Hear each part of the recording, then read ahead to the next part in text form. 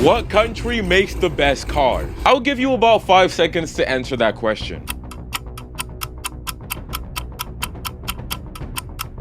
If you didn't say America, unfortunately, you're wrong. Nah, I'm joking, relax. Don't click off the video this early. But seriously, every country has its specialty. From the brute force of American muscle cars, to the surgical precision of German engineering, and to the symphonies of Italian V12s. In this video, we're gonna go over what each country does best into building the ultimate automotive machine. And at the end, I'm gonna crown one country the champion of the world.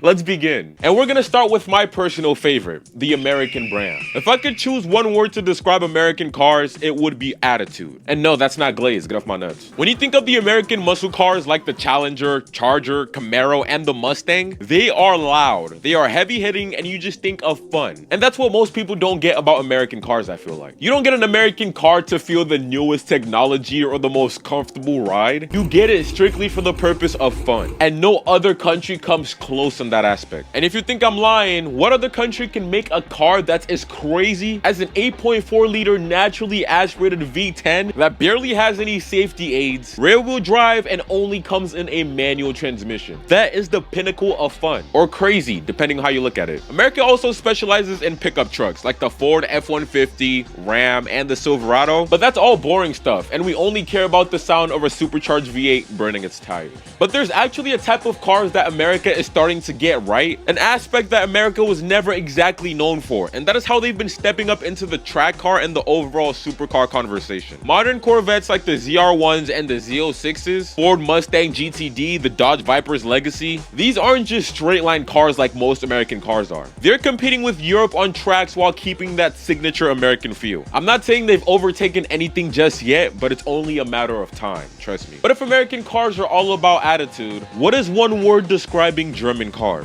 Well, that word in my opinion is engineering. German cars are easily the most well-engineered cars out of every other country. BMW M cars, Mercedes AMGs, and Audi RS models are the definition of balance. Four-door grocery getters that can obliterate supercars while massaging your butt cheeks. And honestly, that's a very overlooked thing about German cars in my opinion. There should be no reason an M5 CS, Audi RS7, or GT63 SE should be able to keep up or even gap supercars. I don't know how they do it, but they do. They weigh like 1,000,000 tons and they have the aerodynamics of bricks, and they can still go this fast. And Lord, on the track, Germany is untouchable. Porsche, for example, is basically the Nürburgring landlord. They own the place. The AMG GT, the AMG 1, just things of that sort. German cars are the benchmark when it comes to track speed. And this really all just ties back to the insane engineering of these cars. If they could do all of this with cars that are heavy and have terrible aerodynamics, can you imagine the same engineering put into lighter cars with better aerodynamics? You see what I'm saying? But engineering this precise can come with its risk, and that is shown in the reliability of most of these cars. If you get a newer BMW or a newer Porsche, you should be fine for the most part. But for everything else, you're pretty much rolling a dice where everything but one side is not in your favor. But before we move on, I'm sure you're watching this video with a specific country in mind that makes the best cars. It could be Germany or maybe even Somalia. Whatever it is, I want to know what you think. What country makes the best cars in your opinion? Let me know what you think in the comments. Let's continue though. And let's continue by heading to Japan, the kings of tuning and overall car culture. Cars like the GTR, Supra, RX-7, and Miata basically created the blueprint for car enthusiasts worldwide. Remember when before the 10-year-olds found YouTube shorts? Remember how respected these cars were and how everyone pretty much wanted a Supra? Yeah, that was for a reason. Before the Fong troll face edits, these cars were actually desirable, affordable,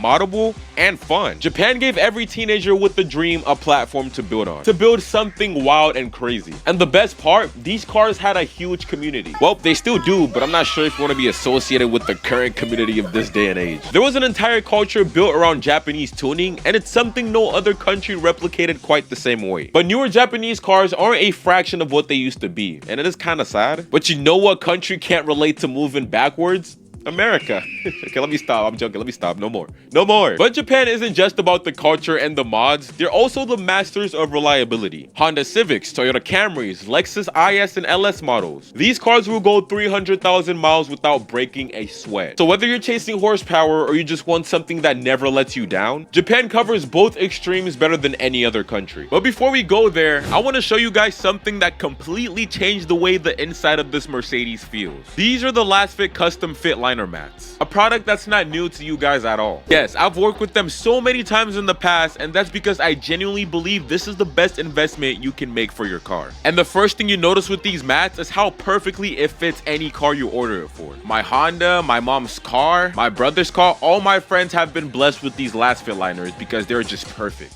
These aren't the generic mats you toss in and hope for the best. They're laser measured to hug every single crevice and corner of the floor. No weird gaps, no sliding around, and just a clean factory look that actually feels like it belongs in the car. Another thing I really like is the raised edges. They act like a barrier, so if you spill a drink or food crumbs, it always stays contained right on the mat instead of soaking into the carpet of the car. And that's a big deal in luxury cars, especially when you don't want to deal with stains or smells. But now, the biggest difference from these liners and the OEM mats is the durability. These liners are made with tough, eco-friendly TPE material that's both flexible and seriously rugged. Mud, rain, snow, or even just everyday dust, none of it sticks. You can literally pull them out, spray them down with the hose, and it's gonna look like brand new all over again. You can't do that on these raggedy old cloth mats. These look good, they're easy to clean, and they won't cost you a fortune. Just go to the first link in my bio to get yourself a nice discount using this code. You're welcome, my friends. You won't regret it. Yeah, Japan might be the best at making boring grocery getters, but Italy is the country where cars become art, both visual art and musical art. Ferrari, Lamborghini,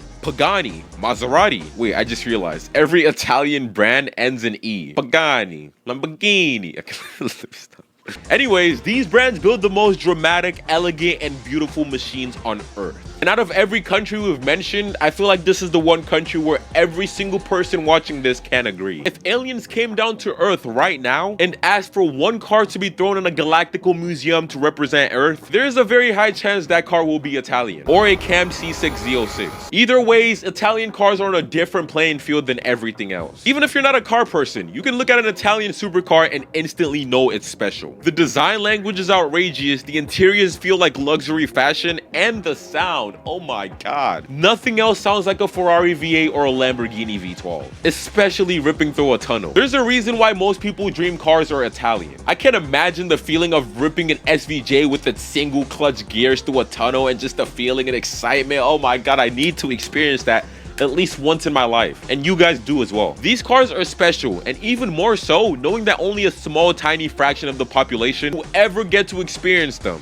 and that alone makes Italian cars incomparable to any other country. But we're moving pretty fast, and that's for a reason, because now we pretty much only have one country left. We talked about Americans and their attitude, Germans and their engineering, the Japanese and their culture, Italy and their art, and now we're gonna talk about the pinnacle of luxury and comfort, the British. Aston Martin, Bentley, Rolls-Royce. These cars aren't just made to transport you like many other countries tend to do. They're pretty much houses on wheels. They make you feel like royalty the second you step inside of them. Plush interiors, handcrafted details, and that feeling that you're above everyone else on the road. That's the British magic. These cars carry a different image than any supercar ever could. I don't know about y'all, but if I'm in a restaurant or an event or a party or something like that, and an Aventador pulls up at the same time as a Rolls-Royce Cullinan, I'd be more interested in talking to the gentleman stepping out of a Cullinan. That's just me. British luxury cars have a different level of aura that makes you admire. They're typically not cars you get as first choices, and that just means someone who owns this car is well sophisticated. I'm sure you guys are thinking of this already, but there is an outlier. There's that one British brand that doesn't actually fit in the criteria I've been talking about. And that brand is this. McLaren. McLaren makes some of the most exciting supercars on the market. If I won the lottery right now and I won like $1 billion and I was told to pick only one car I could have at this very moment, it would not be a Lamborghini or a Ferrari or a Bugatti or a Koenigsegg. It would be a McLaren, and specifically the 765 LT, because these cars are second to none. There is not a supercar that's more supercar than a McLaren 765 LT.